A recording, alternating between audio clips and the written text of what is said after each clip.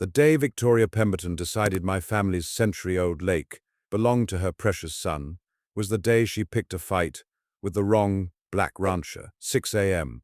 3 police cruisers screaming up my drive, gravel exploding under their tires like machine gun fire. The smell of diesel exhaust mixing with morning coffee still warm in my hands. And there's this HOA president filming me from her pristine Range Rover, practically salivating as cops surround my porch like I'm some kind of criminal. She'd called them on me for trespassing on land my great-grandfather homesteaded in 1887. Her Instagram influencer son had been charging strangers $200 to fish my private lake, the same water where my grandmother's ashes rest. Then Victoria whipped out forged documents claiming I was illegally blocking community access to traditional recreational areas.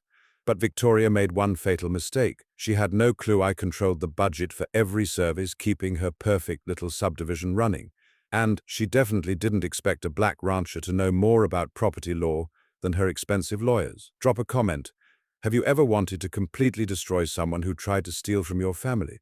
And tell me where you're watching from. I love seeing my ranch family spread across the country. My name is Darius Washington, and this is the story of how a suburban HOA president tried to steal my family's soul, and learned why you never mess with a rancher who knows his rights. 2,400 acres of Montana paradise, carved from wilderness, by my great-grandfather Solomon in 1887. That 12-acre spring-fed lake where he built our first cabin after walking away from sharecropping in Alabama, with nothing but determination and legal papers proving his homestead claim. It's where 4 generations of Washingtons have been born, raised, and laid to rest. The morning coffee steam mixing with mountain air, leather saddle creaking under my weight, meadowlarks calling across pastures where my ancestors proved that freedom meant owning your own land. This isn't just property, it's legacy. It's proof that Solomon Washington didn't survive slavery and Reconstruction just to watch his great-grandson lose everything to some entitled suburban princess. When Grandma Ruby passed 3 years back, we scattered her ashes at sunset where she used to shell peas while watching grandkids swim. The sound of water lapping those smooth stones still carries her laughter on quiet evenings, her voice telling me, "Darius, this land is our freedom. Don't you ever let nobody take our freedom again." I'm 45, divorced, living alone since my daughter Kenya left for college. Been working this ranch since I could hold reins. Plan to die here defending what my great-grandfather bled to build. Never imagined some HOA princess would declare war on everything my family fought for. 5 years ago, everything changed. Developer bought the adjacent section, promised rural harmony, while cramming 200 McMansions onto postage stamp lots. Called it Whispering Pines Estates. Like an idiot, I signed their emergency vehicle access easement, just being neighborly. That's when Victoria Pemberton slithered into my life like a Botoxed rattlesnake. Late 40s, blonde highlights costing more than my monthly feed bill. Driving a Range Rover that's never seen actual dirt. Real estate agent married to some bank VP, the kind who pronounces my name like it leaves a bad taste in her mouth. Her complaints started immediately. My cattle smelled, disrupting their dinner parties. My native grasses were unsightly from her kitchen window. Could I mow them down? Make things more professional looking? "This isn't the inner city, Darius," she said during our first encounter, that fake smile not hiding the venom. "We moved here for a certain aesthetic," I laughed. "Big mistake." Then precious son Camden discovered my lake. 22-year-old Instagram influencer with the work ethic of roadkill started bringing friends for content creation. And I use that term loosely. Diesel trucks rumbling down my access road at dawn, beer bottles glinting in cattails, electronic music drowning out bird songs that predated his entire bloodline. But tolerance became trespassing. Trespassing became business. Professional cameras, buzzing drones, Camden charging $300 for exclusive Montana wilderness access, posted about my family's private lake like he'd inherited it from his great-great-grandfather. The stench of entitlement was worse than fresh manure. That's when Victoria played her trump card, or thought she did. Evening knock, manila folder, that patronizing smile that makes skin crawl. "Darius, I've done historical research." Her voice dripped fake concern. The original homestead papers included recreational water rights for township residents. She spread photocopied documents across my kitchen table, pointing at official county clerk stamps with manicured claws. "We must respect community traditions. I'm sure you understand the importance of cooperation." The way she said cooperation made it clear she expected me to roll over like some field hand, taking orders from the big house. I'd read enough legal documents over the years to spot amateur forgery. Her papers referenced Whispering Pines Township. Cute, except her subdivision didn't exist until 2019. My great-grandfather's homestead predated it by 132 years, but I also remembered my grandfather's advice. When someone shows you fake papers, let them think you're falling for it, while you gather evidence of their fraud. White folks always think we're too stupid to read the fine print. I'll need to review these with my attorney, I said, photographing every page. Her smile faltered. Surely that's unnecessary. We're all neighbors here. No need to get aggressive. Aggressive? There's that word they love using when black men stand up for themselves. The coffee in my cup had gone cold. Outside, cattle settled for the night, their lowing carrying across land my ancestors bled to build. I was looking at a woman sitting in my kitchen, surrounded by 4 generations of memories, trying to steal our most sacred place with fabricated documents. But Victoria had made her first critical error. She thought my kindness meant weakness. She thought rural meant stupid. She thought some country black rancher wouldn't know how to fight back. She was about to learn that Montana ranchers don't just know the land, we know the law. And when someone tries to steal your heritage with forged papers, you don't just defend yourself, you destroy them completely. Victoria didn't waste time turning her fake documents into a weapon. She weaponized the entire county bureaucracy, and the racial undertones weren't subtle. 2 weeks later, County Inspector Martinez knocked on my door, looking embarrassed as hell. Sorry, Darius. Got a formal complaint about illegal water access restrictions. Lady called headquarters 3 times demanding immediate action against, he paused, checking his notes, quote, the aggressive property owner who's terrorizing families. We walked the property together, Martinez shaking his head. This is horseshit, man. Your documentation's perfect, boundaries are clear, no violations anywhere. But he still had to file the official report. She's creating a paper trail, making this look like you're the problem. Smart, actually. Diabolical, but smart. The real gut punch came next. Victoria organized a community safety meeting at her clubhouse. 15 neighbors showed up, mostly newcomers, who'd never stepped foot on actual ranch land. Victoria stood at the front with poster-sized aerial photos, pointing like she was briefing generals for war. This man's cattle are contaminating our children's watershed, she declared, voice dripping with maternal concern. His increasingly aggressive behavior toward families using traditional recreational areas suggests serious instability. Then came the part that made my blood boil. We moved here for peaceful rural living, not to be intimidated by someone who clearly has anger issues. The property values we've invested in shouldn't be held hostage by one individual's unwillingness to integrate with community standards. Integrate, community standards, anger issues, every racist dog whistle in the suburban handbook, delivered with that sweet-as-pie smile. The lies burned, but the financial rumors cut deeper. Whispers that inheritance taxes had broken me, that the ranch was failing, that I'd sell to developers within months. In ranch country, suggesting a black man can't pay his bills while implying he doesn't belong there is character assassination with a side of racial intimidation. Time to fight back. My grandfather always said the best defense against liars is overwhelming documentation. So I hired the county's top surveyor, Martinez's brother-in-law, for GPS boundary mapping. $800 well spent when those satellite coordinates revealed Victoria's pristine fence encroached 3 feet onto my land for 200 yards. Next came the security cameras.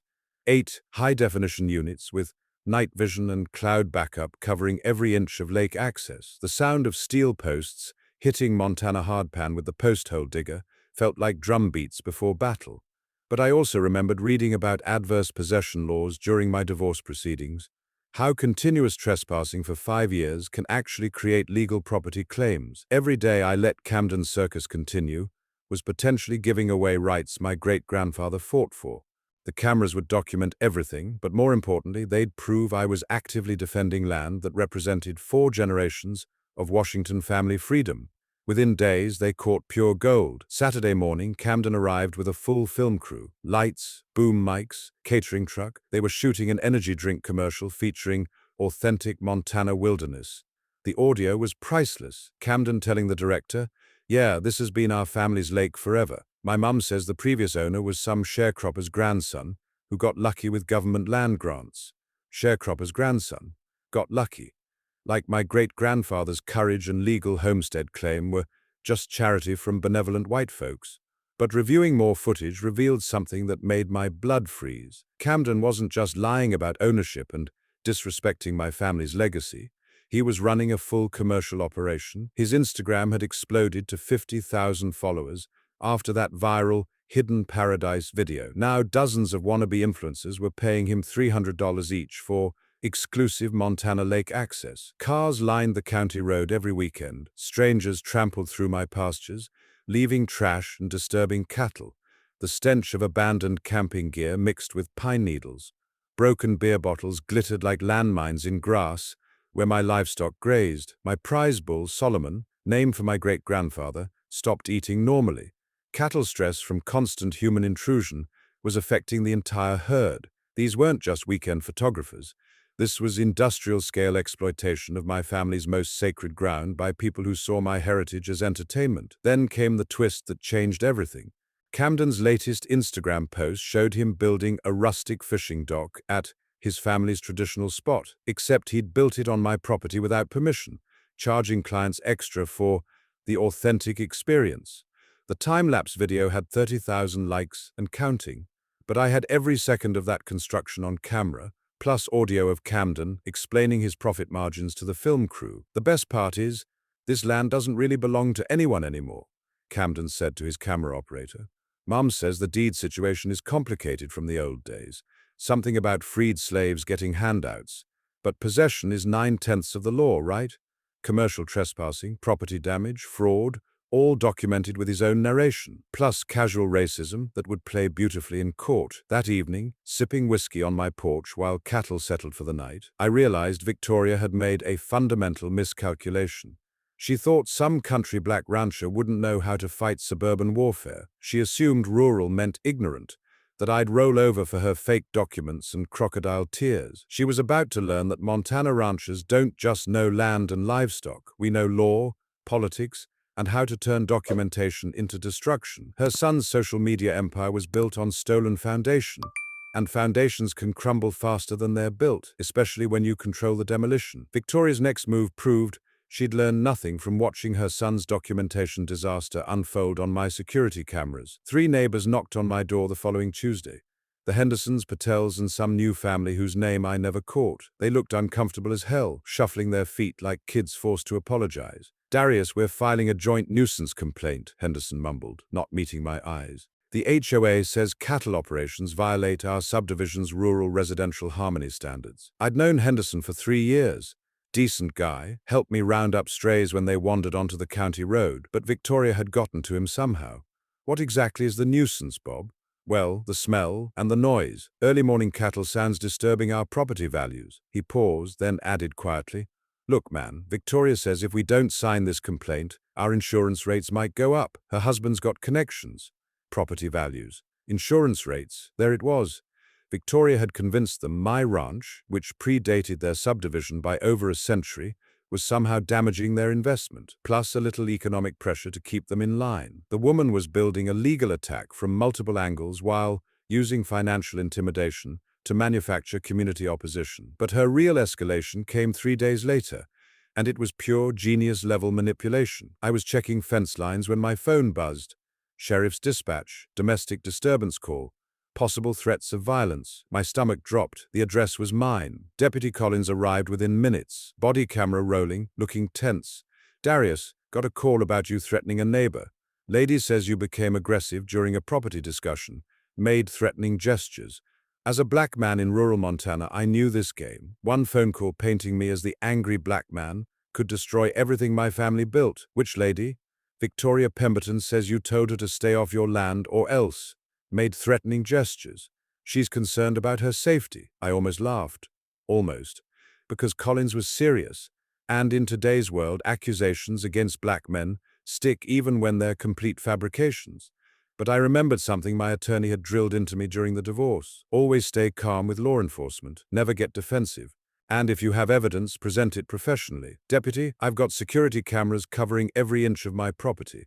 When exactly did this alleged threat occur?" Collins checked his notes. "Yesterday, approximately 4 p.m., near your eastern fence line."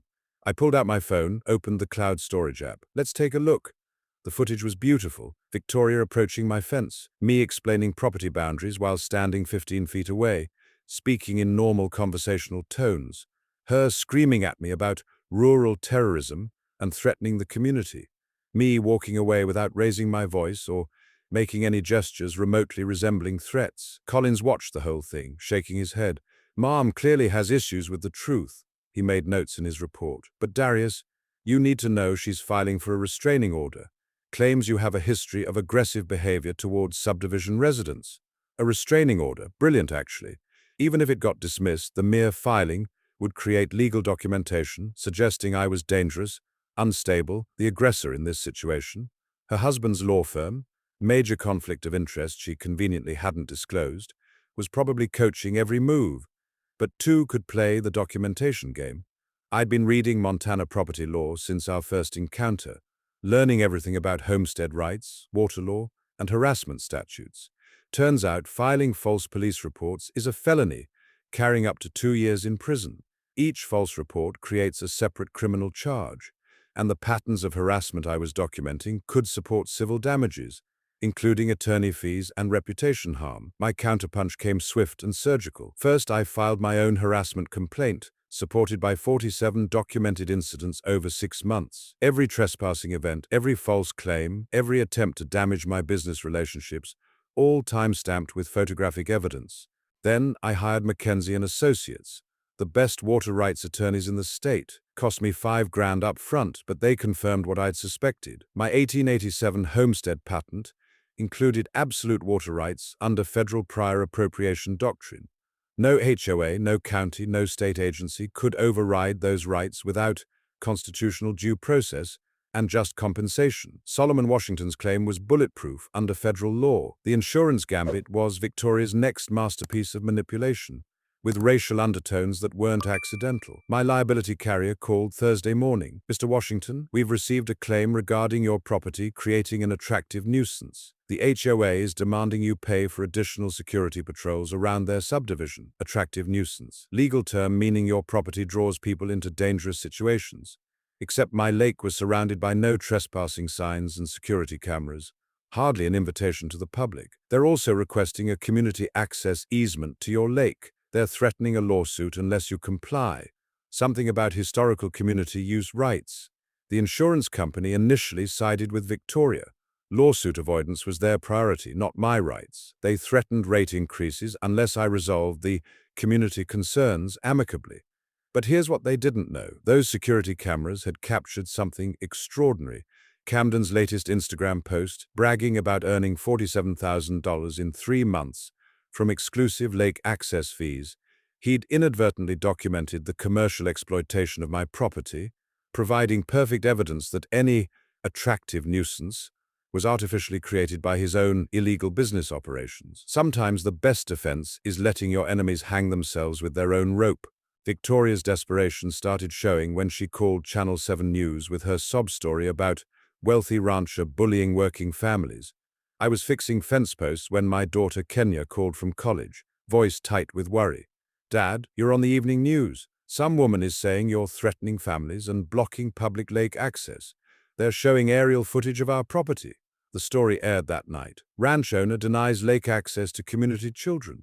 Victoria had staged the perfect photo op, crying kids in swimsuits standing at my fence line, holding signs reading, "Let us swim" and "Stop rural bullying." The reporter bought every word, painting me as some corporate agriculture villain, denying innocent families their traditional recreational rights. The racial subtext was subtle but clear. The angry black landowner versus wholesome white families. But what really showed Victoria's growing panic was the GoFundMe page. Save Public Lake Access, Legal Defense Against Corporate Intimidation. She'd raised $12,000 in 2 days, claiming she needed money to fight my army of lawyers and protect community rights. The comment section was brutal, people from across the country calling me a greedy bastard, threatening to boycott Montana beef. Several comments used language that made their racial motivations crystal clear. Death threats started arriving by email and Facebook Messenger. 3 local businesses canceled their contracts with me that week. The feed store, the veterinary clinic, even the mechanic who'd serviced my equipment for 15 years. Economic warfare designed to pressure me into surrendering, with enough racial hostility to make it personal. But Victoria's most vicious escalation was pure sabotage. Saturday morning, my water pump system failed catastrophically. 80-year-old equipment finally giving up, or so it seemed, until I found the severed electrical lines and smashed control panel hidden behind the pump house. $8,000 in repairs, and my cattle lost water access during the hottest week of summer. The security cameras caught shadows moving near the pump house at 2 a.m. Friday night, but the figures wore hoodies and kept their faces hidden. Smart, but not smart enough to avoid leaving tire tracks in the mud, distinctive tread pattern matching Camden's lifted pickup truck. Sheriff Collins investigated, found insufficient evidence for criminal charges. Amazing how quickly law enforcement standards change when political pressure gets applied. Victoria's husband sat on the county hospital board with Collins's wife. Coincidence, I'm sure. But every action creates reaction. And I'd been learning more than just property law. My daughter Kenya, journalism major with her mother's investigative instincts, started digging into Victoria's background while I dealt with repairs. What she found was dynamite. Victoria had been fired from her previous real estate job for falsifying property documents.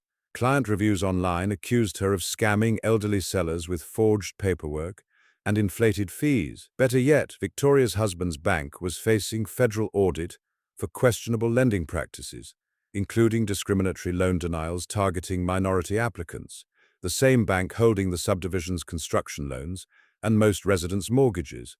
If that institution failed, Whispering Pines' property values would crater overnight. Meanwhile, Camden's Instagram empire was generating its own destruction. His Free the Lake party invitation went viral. 200 confirmed attendees for a peaceful protest to reclaim community water rights. Except peaceful protest in influencer speak means drunken invasion with professional photography equipment. They came like locusts Saturday night. Cars parked along the county road for half a mile. Strangers hiking across my pastures carrying coolers, camping gear, and enough camera equipment to film a movie. The smell of marijuana smoke mixed with barbecue charcoal as they set up on my lakeshore like conquering armies. The party lasted until 3 a.m. Fireworks launched over water, where my grandmother's ashes rested. Electronic music drowning out night sounds that had echoed unchanged for generations. When sunrise revealed the damage, I wanted to vomit. Trampled fence lines, scattered cattle, and a grass fire started by Roman candles that consumed 40 acres of prime pasture. The volunteer fire department responded, along with sheriff's deputies and an ambulance for 3 alcohol poisoning cases, $15,000 in property damage, not counting the ecological destruction to wetlands and nesting areas. Police arrested 3 partygoers for underage drinking, but Camden and Victoria had vanished before questioning. Convenient, but while documenting fire damage the next morning, I noticed something that changed everything. The county emergency services bill was addressed to my ranch, not the subdivision. Every police call, every fire response, every ambulance run to Whispering Pines was being billed to my property address. I started pulling old records, and the pattern was crystal clear. For 5 years, every emergency service call generated by Victoria's harassment campaign had been funded by my own tax payments. She'd been using my money to wage war against me. But that discovery led to something even bigger. In my grandfather's old filing cabinet, buried under decades of farm equipment receipts, I found a folder marked County Service District, 1962. Inside were documents that would flip this entire battle on its head. Documents proving I held legal authority Victoria never suspected existed. Documents that would let me destroy her perfect suburban kingdom with a single phone call. That manila folder in my grandfather's filing cabinet contained the nuclear option I never knew I possessed. The documents were yellowed with age, stamped with official seals from 1962. Rural Service District Formation, Cedar Ridge County. My hands actually trembled reading the legal language because buried in bureaucratic jargon was the key to everything. Back in the 60s, Montana created special districts to provide municipal services to scattered rural properties. My grandfather's ranch, being the largest landholding in the area, was designated as the anchor parcel for the entire region's emergency services, road maintenance, and utilities coordination. But here's the kicker. The original agreement automatically made the ranch owner the legal service district administrator with broad oversight powers that transferred with property ownership, whether anyone remembered them or not. I was the district supervisor, Had been for 3 years since inheriting the ranch, and I'd been completely clueless. The legal framework was mind-blowing. As district administrator, I had authority to approve or deny all municipal service contracts for the entire area. Police patrols, fire department response, emergency medical services, even road maintenance for subdivision access roads. Everything required my signature. More importantly, I had the legal right to audit all district expenditures and terminate contracts for cause with 30 days' notice. My attorney confirmed it Monday morning, voice practically vibrating with excitement. "Darius, this is legitimate. The 1962 Rural Service District Act is still active law. These powers were never revoked or transferred. You've been unknowingly subsidizing services that primarily benefit the subdivision, while they use those same services to harass you." The financial implications were staggering. The service district was funded through special property tax assessments based on acreage. My ranch paid 60% of the total budget, roughly $200,000 annually, while the entire HOA subdivision collectively paid the remaining 40%. For 5 years, I'd been funding my own persecution. Every police call Victoria made to harass me, every emergency response to Camden's illegal parties, every patrol car that showed up to intimidate me, all paid for with my tax money. But the real revelation came when we examined 20 years of district financial records. The spending patterns were criminal. Massive overcharges for security services provided by companies owned by Victoria's husband's business associates. The HOA had been billing the district for private amenities, pool maintenance, landscaping, clubhouse utilities, even their tennis court lighting. They'd systematically looted public funds to subsidize their private lifestyle, thinking the country black rancher would never notice or understand the bureaucratic shell game. I'd found their Achilles heel, and it was made of pure greed. The technical details were beautiful in their simplicity. Montana's sunshine laws required complete transparency for all service district operations. I could demand immediate access to every contract, every invoice, every payment authorization for the past decade, and what I'd find would be enough to destroy them all. My authority included power to terminate contracts with 30 days written notice, audit all expenditures for compliance, and refer financial irregularities to state and federal prosecutors. I could literally shut down their access to police, fire, and emergency services while demanding restitution for years of embezzlement. But the psychological impact was even more powerful. For months, I'd been playing defense, reacting to Victoria's attacks, documenting harassment while she controlled the narrative. Now I held the ultimate trump card, the power to dismantle her entire suburban kingdom with legal authority she'd never suspected existed. Sitting in my kitchen that evening, coffee growing cold while I reviewed the documents for the 10th time, I realized this wasn't just about property anymore. This was about justice for every rural landowner who'd been bullied by entitled suburban colonizers. Every rancher, farmer, or longtime resident who'd watched newcomers arrive and immediately demand changes to accommodate their preferences. And it was about something deeper, something my great-grandfather Solomon would have understood. This was about proving that a black man's legal claim to freedom and property couldn't be stolen by white folks who thought their money and connections trumped law and justice. Victoria thought she was fighting some isolated country black rancher with limited resources and legal knowledge. She had no idea she'd picked a war with someone who literally controlled the infrastructure, keeping her perfect community functioning. The service district administrator had been asleep for 3 years. Time to wake up and exercise some long overdue authority. Time to teach an HOA president that rural doesn't mean powerless. It means connected to systems of law and governance that predate her subdivision by generations.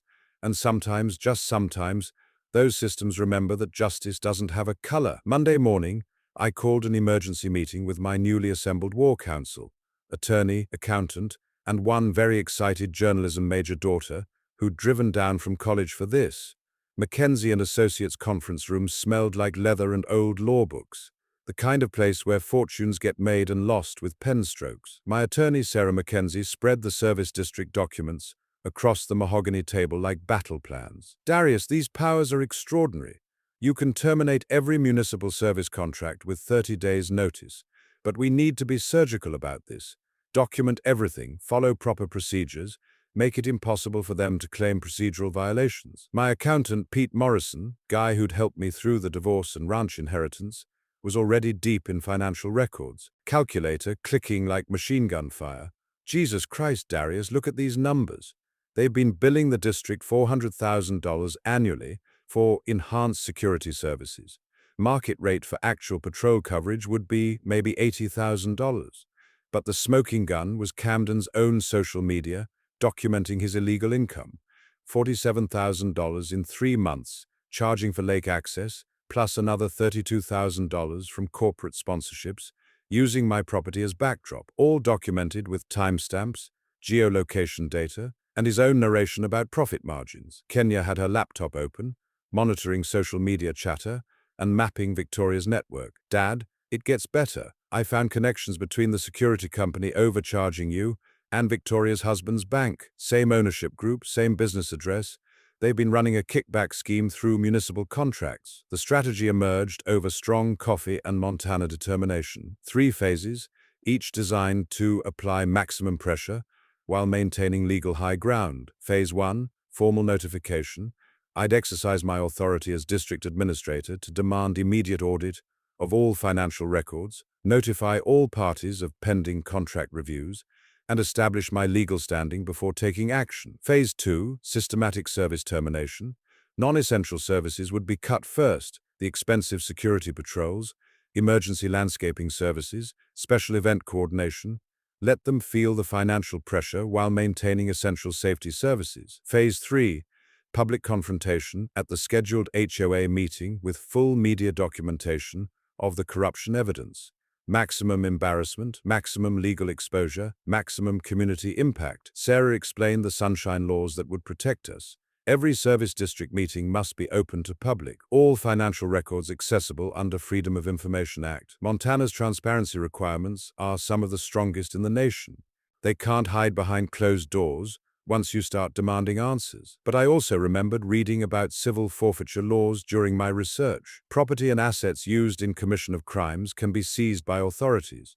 If we could prove Camden's truck was used to transport equipment for trespassing operations, or that Victoria's house was purchased with embezzled funds, we might recover damages beyond simple restitution. The timeline was critical. Camden's biggest Instagram event was scheduled for 3 weeks out. Some wilderness challenge sponsored by energy drink companies, expecting 500 participants at his lake. Perfect opportunity to document massive commercial trespassing while demonstrating the need for immediate action. Pete would complete forensic audit of 10 years' worth of service district spending, identifying every questionable transaction. Sarah would prepare civil lawsuits for fraud, defamation, and conversion, while filing criminal referrals with state and federal prosecutors. Kenya would coordinate with that investigative journalist interested in HOA abuse stories, timing media coverage for maximum impact. But we also needed allies.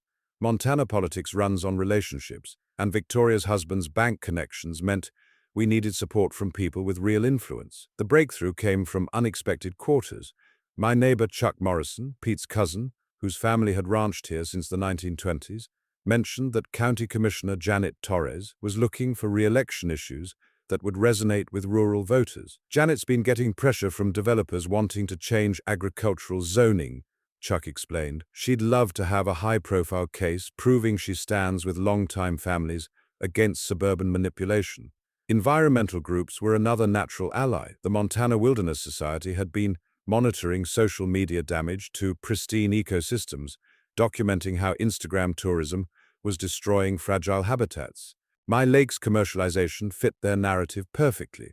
Even some subdivision residents were growing tired of Victoria's drama. 3 families had approached Chuck privately, complaining about emergency assessments and questioning HOA financial management. They'd support transparency and accountability, especially if it reduced their fees. The psychological preparation was crucial too. This wasn't just about winning anymore. It was about setting precedent for rural property rights across the state. Every rancher, farmer, and longtime resident facing similar pressure would be watching how this played out. Every black landowner who'd ever been told they didn't belong would be watching too. As we wrapped up the meeting, Sarah handed me a thick folder of legal documents. Darius, you're about to become very famous. This case will be studied in law schools. Make sure you're ready for that level of scrutiny. Walking out to my truck, breathing mountain air that carried scents of pine and possibility, I realized something fundamental had shifted. For months, I'd been reacting, defending, documenting harassment, while Victoria controlled the narrative. Now I held the weapons. Time to go on offense. My opening gambit arrived via certified mail on Tuesday morning, a formal letter to the HOA board announcing my authority as Rural Service District Administrator and demanding immediate financial audit of all municipal contracts. The letter was surgical in its precision. Effective immediately, all service district expenditures require administrator approval. Any unauthorized use of public funds for private subdivision amenities constitutes embezzlement under Montana Criminal Code, Section 456316. You have 30 days to provide complete financial records or face service termination proceedings. I copied the county commissioners, state attorney general, local media, and the FBI's white-collar crime division. Overkill maybe, but I wanted everyone watching when the dominoes started falling. Victoria's panic response was immediate and spectacular. Within hours, she'd called an emergency HOA meeting for that evening. The email to residents was pure hysteria. Urgent. Rancher threatens community safety. Emergency action required. She claimed I was making terrorist threats against their basic services, endangering children and elderly residents through rural extremism. But her real desperation showed when she contacted the governor's office. According to my source in county administration, Martinez's wife worked there, Victoria had actually tried to file a domestic terrorism report, claiming I was using infrastructure control to threaten community survival. The governor's staff apparently laughed her out of the building. Meanwhile, she hired Pinnacle Crisis Management, a Seattle PR firm specializing in reputation damage control. Cost the HOA $37,000 for a 2-week engagement, paid from community funds without board approval, just added embezzlement to her growing list of crimes. The smear campaign launched immediately. Fake social media accounts popped up across platforms, posting negative reviews of my ranch, claiming I mistreated animals, polluted waterways, and threatened neighbors. The racial overtones weren't subtle. Anonymous comments about aggressive behavior, anger issues, and not fitting into community standards. Every dog whistle in the suburban racism playbook. Anonymous tips flooded state agencies, IRS, EPA, animal control, building inspectors, all alleging various violations that would require expensive investigations to disprove. Camden escalated his own game, posting a tearful video claiming I'd threatened him with violence. This crazy rancher said he'd make me disappear if I didn't stop using the community lake, he sobbed, designer tears rolling down his privileged face. I'm scared for my safety, scared for my family. This is what happens when you try to preserve community traditions against someone with serious anger issues. Complete fabrication, but the video went viral. Death threats started arriving by the dozen, many with explicit racial slurs. People calling me a psychopath, demanding authorities arrest me before I snapped completely. The algorithm loves controversy, and Camden was feeding it exactly what it craved. But while they manufactured drama online, I was building my case systematically. My attorney had filed preliminary injunctions against further harassment, supported by 47 documented false reports. Each fabricated complaint created separate criminal charges under Montana law. Filing false police reports carries up to 2 years prison time, and the pattern we documented suggested organized conspiracy. Pete's forensic audit was revealing criminal activity spanning years. The security company billing $400,000 annually was owned by Victoria's brother-in-law, providing services that existed mostly on paper. Actual patrol hours logged were less than 20% of billed time. They'd been stealing $300,000 yearly from public funds. The subdivision's landscaping, pool maintenance, and clubhouse utilities had all been fraudulently charged to the service district. Even their tennis court lighting upgrade was billed as emergency road illumination, creative accounting that would make Bernie Madoff proud. But Victoria's most desperate move was pure sabotage, designed to create emergency justification for her actions. Thursday night, someone cut my fence lines in 3 locations, allowing cattle to wander onto county roads during rush hour traffic. The sabotage was carefully planned, cuts made where security cameras couldn't see, timed to create maximum chaos and danger. My phone started buzzing at 6 a.m. with frantic calls. 40 head of cattle scattered across Highway 93, causing traffic delays and near accidents. Sheriff's deputies, highway patrol, and emergency services scrambling to contain the situation. $12,000 in emergency roundup costs, plus liability exposure for any accidents. Anonymous call to dispatch claimed I'd deliberately released dangerous animals in retaliation for community opposition to my terrorist demands. Perfect narrative to support Victoria's claims about my mental instability. The angry black rancher finally snapping under pressure. But my security upgrade included motion sensors along fence lines and infrared cameras at blind spots. We caught everything. Camden's lifted pickup truck, 3 figures in hoodies, the deliberate sabotage of fence posts designed to fail under pressure.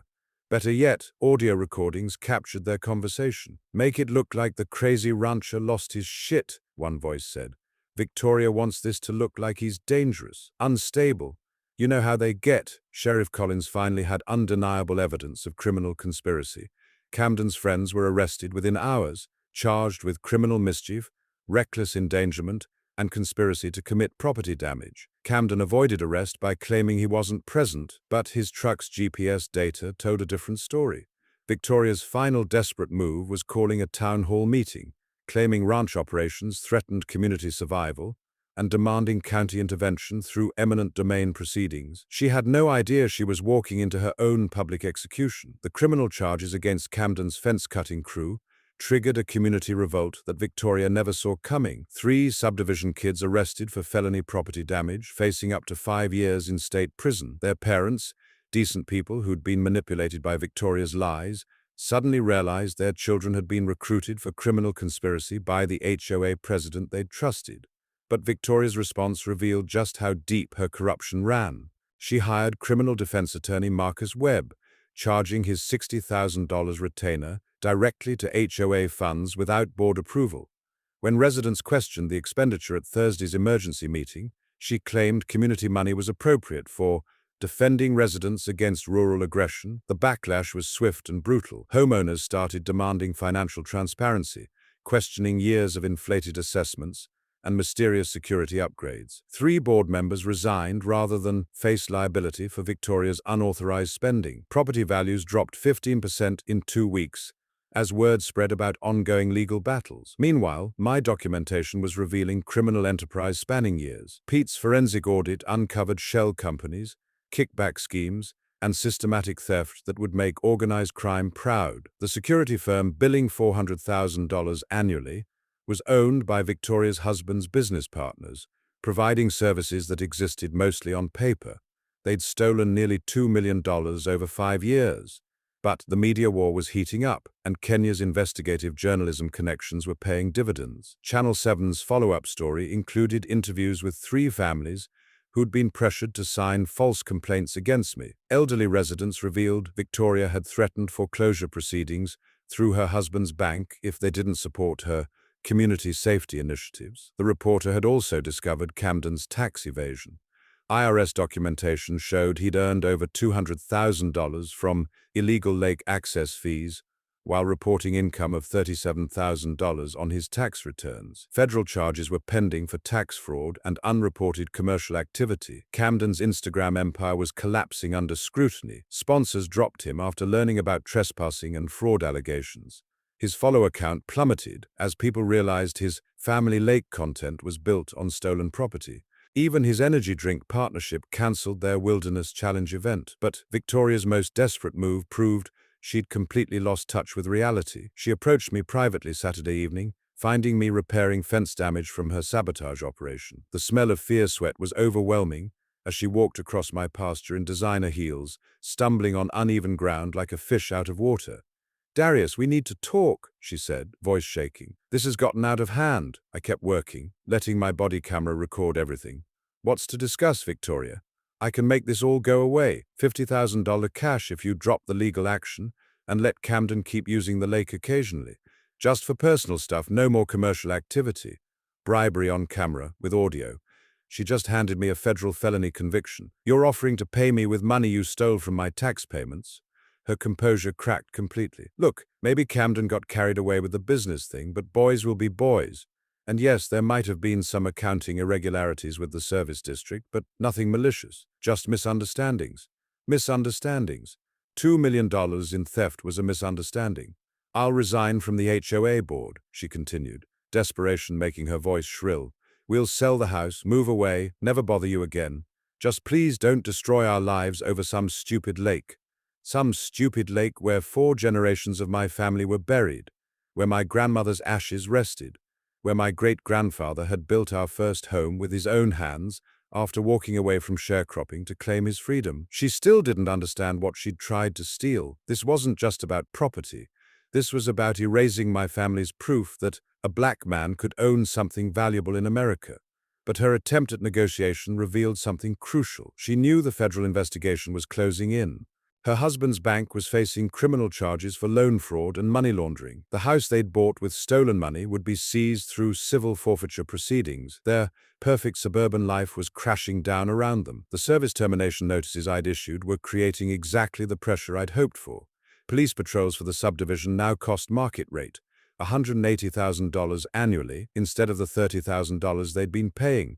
Emergency services required prepayment or private insurance. Road maintenance became HOA responsibility at $85,000 yearly. The emergency assessment notices hit mailboxes Monday morning, $3,200 per household to cover actual service costs.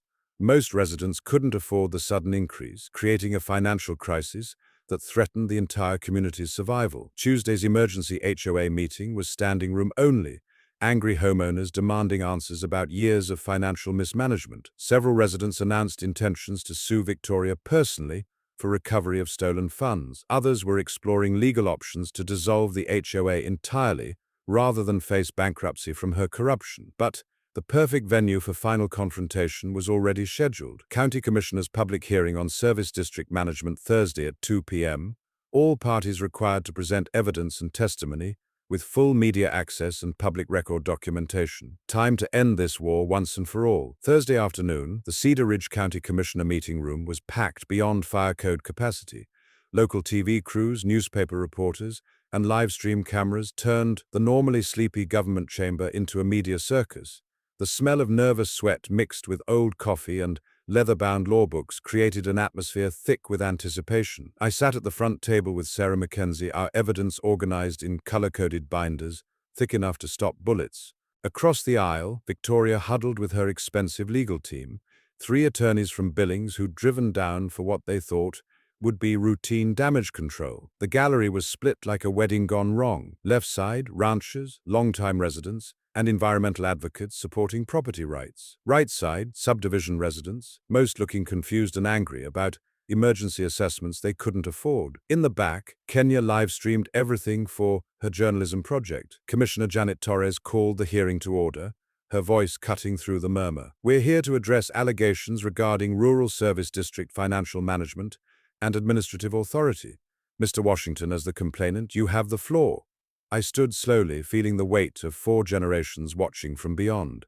"Commissioners, what I'm about to present represents the largest municipal fraud case in Cedar Ridge County history. The first exhibit was my service district documentation, yellowed papers from 1962, establishing my legal authority as administrator. For 3 years, I unknowingly held budget oversight powers for every municipal service in this region, powers that Mrs. Pemberton exploited to steal nearly $2 million in public funds." Victoria's lead attorney tried to interrupt. "Objection, Your Honor. This isn't a trial, Counselor," Torres snapped. "Mr. Washington has the floor." I opened the financial analysis, numbers that told the story better than words. My ranch pays 60% of this district's budget, roughly $200,000 annually. Those funds were systematically diverted to subsidize private subdivision amenities through fraudulent contracts. The exhibits mounted like evidence at a war crimes tribunal. Security contracts billing $400,000 for services worth $80,000. Landscaping charges for private HOA property billed as emergency road maintenance. Pool chemicals and tennis court lighting charged as public safety infrastructure. But the real bombshell was Camden's social media evidence. Mrs. Pemberton's son documented his own crimes, earning over $200,000 selling access to my private property while evading federal taxes. Every Instagram post, every commercial transaction, every sponsored event was theft of my family's heritage. The audio recordings played through the chamber sound system with crystal clarity. Camden bragging about profit margins to his film crew, Victoria coaching false statements for police reports, the fence-cutting conspiracy captured on infrared video, with their own voices providing narration. "Your Honor," I said, my voice carrying across the silent room, "they didn't just steal my land. They stole my family's legacy and sold it back to strangers for Instagram content." The mic drop moment came when I revealed the bribery attempt. Victoria's recorded offer to pay $50,000 for my silence played through speakers, her admission of accounting irregularities echoing off chamber walls, the sound of her designer heels stumbling across my pasture, the desperation in her voice as she realized her suburban kingdom was crumbling. Commissioner Torres leaned forward, her expression granite hard. "Mrs. Pemberton, do you wish to respond to these allegations?" Victoria's attorney whispered frantically in her ear, but she pushed him away and stood. Her voice trembled like autumn leaves. "These are all misunderstandings, accounting errors, maybe some miscommunication about service boundaries. We never intended—" "Mrs. Pemberton," Torres interrupted, "we've just heard recordings of you offering bribes and admitting to financial irregularities. This goes far beyond miscommunication. The community testimony was devastating. Chuck Morrison described similar harassment attempts on neighboring ranches. 3 elderly subdivision residents testified about pressure tactics and foreclosure threats. Environmental scientist Dr. Rebecca Martinez documented ecological damage from commercial lake exploitation, showing before and after photos that made people gasp. But the most powerful moment came from an unexpected source. Margaret Henderson, the neighbor who'd been forced to sign false complaints, stood with tears streaming down her face. "We trusted her," Margaret said, voice breaking. "Victoria said Darius was dangerous, that our property values would collapse if we didn't act. She threatened foreclosure through her husband's bank if we didn't support her." She paused, looking directly at me. "But I've lived next to the Washington family for 3 years. Darius helped us during the blizzard, fixed our generator when Harold had his heart attack. He's the best neighbor we've ever had." The commissioners voted unanimously on every motion. Terminate all HOA service contracts pending investigation, refer financial irregularities to state and federal prosecutors, support my authority as district administrator, and commend my efforts in exposing municipal corruption. Sheriff Collins announced criminal investigations into embezzlement, conspiracy, tax evasion, and filing false reports. The FBI's white-collar crime unit was taking over financial aspects. Tucker faced federal charges for tax fraud and commercial trespassing. As media swarmed the exits, Victoria tried to escape through a side door, but faced angry subdivision residents demanding answers about their emergency assessments. Her perfect suburban facade had crumbled in 2 hours of documented truth. The headline in Friday's paper said it all. HOA president arrested in massive fraud scheme. Rural service district corruption exposed. 6 months later, justice tasted like morning coffee on my porch, watching sunrise paint the lake where my family's legacy would never again be threatened. Victoria got 18 months in federal prison and $400,000 in restitution. Camden received community service, 5 years probation, and a lifetime ban from monetizing social media content. His 3 fence-cutting accomplices served 6 months county jail, plus restitution for property damage. The civil lawsuit settlement was even sweeter, $500,000 in damages, plus seizure of Camden's truck and camera equipment used in trespassing operations. Victoria's house sale proceeds went into escrow, and her husband's bank collapsed under federal investigation, taking their remaining assets with it. But money wasn't the real victory. The real victory was justice. The new HOA leadership publicly apologized at a packed community meeting, establishing the Washington Accord, formal recognition of historic ranch operations, and permanent protection against future interference. They replaced Victoria's cronies with decent people who understood that rural communities work through cooperation, not colonization. Camden's lake access was permanently banned by court order, with violations carrying automatic felony charges. Commercial activity on my property became a federal crime, punishable by up to 10 years imprisonment. The ecosystem started recovering immediately. Waterfowl returned. Invasive weeds planted by Instagram tourists began dying off. The natural balance my great-grandfather had protected was restored. I established the Rural Heritage Protection Fund, with recovered money, providing legal assistance to landowners facing similar HOA abuse. Within 6 months, we'd helped 47 families across Montana defend their property rights against suburban colonizers. The fund grew to over $2 million as donations poured in from ranchers, farmers, and rural residents nationwide who'd survived their own battles with entitled developers. The scholarship program for agricultural students became my personal pride. 12 kids from ranch families received full college funding in the first year, with priority given to those studying land management, environmental science, and agricultural law. Kenya changed her major to investigative journalism, inspired by our fight and determined to expose rural injustice wherever she found it. But the broader impact exceeded everything I'd hoped for. Montana's legislature passed the Rural Property Rights Protection Act, strengthening oversight of service districts and requiring transparency in municipal contracting. HOA financial abuse became a felony with mandatory minimum sentences. The law was nicknamed the Victoria Bill in honor of our case. National property rights organizations used our documentation as educational material, teaching rural landowners to research their legal authorities and defend against harassment. The story appeared in legal textbooks, agricultural journals, and documentary films about land rights in America. A year later, we hosted the first annual Rural Heritage Days Festival, drawing 5,000 visitors to celebrate agriculture, conservation, and community cooperation. The event showcased sustainable ranching, environmental protection, and the economic benefits of working with long-time residents instead of against them. Camden's former Instagram followers now learned about responsible land stewardship, wildlife conservation, and the real work required to maintain Montana's beauty. The lake became an educational site where university students studied ecosystem restoration and sustainable recreation management. Local businesses that had boycotted me during Victoria's campaign returned with apologies and renewed contracts.